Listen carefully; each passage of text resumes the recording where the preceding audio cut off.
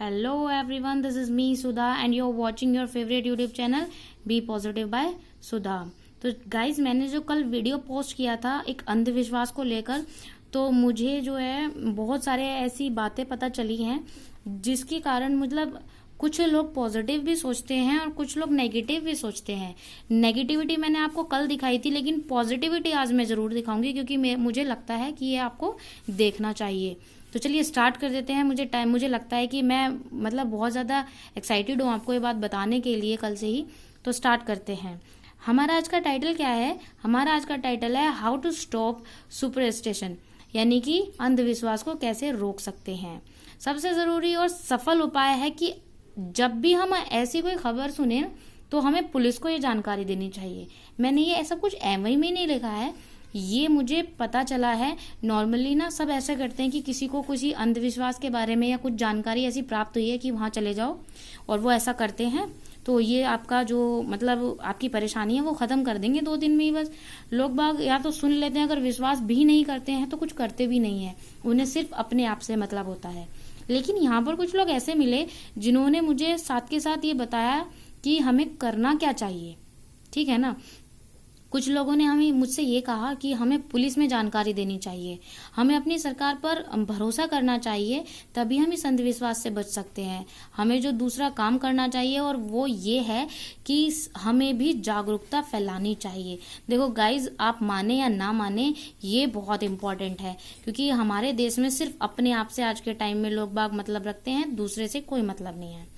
हमारी सरकार ने जो लॉ बनाया है उसके कारण, अंधविश्वास के कारण अगर किसी व्यक्ति की जान जाती है तो उस व्यक्ति को सजा भी दी जा सकती है। ये लॉ है हमारे कानून का क्योंकि ये जो सारे ये सिस्टम है ना, झाड़ फूक करना या झाड़ फूक का प्रचार करना, ये सब चीजें ये गैर कानूनी मानी जाती हैं। हमारा जो भारतीय संविधान है वो है, उसके अनुच्छेद 51A के द्वारा सभी नागरिकों का कर्तव्य है कि वह वैज्ञानिक और मानवतावाद की भावना को बढ़ावा दें। समझ रहे हैं ना?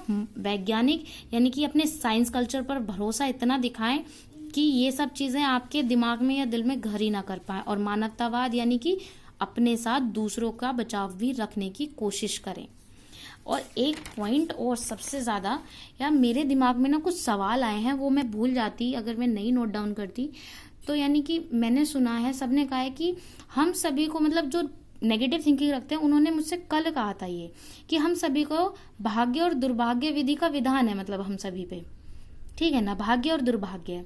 तो मेरा सवाल ये है, यदि दुर्भाग्य नहीं होगा तो भाग्य को पहचानना मुश्किल हो जाएगा, और यदि भाग्य नहीं होगा तो दुर्भाग्य को पहचानना मुश्किल हो जाएगा।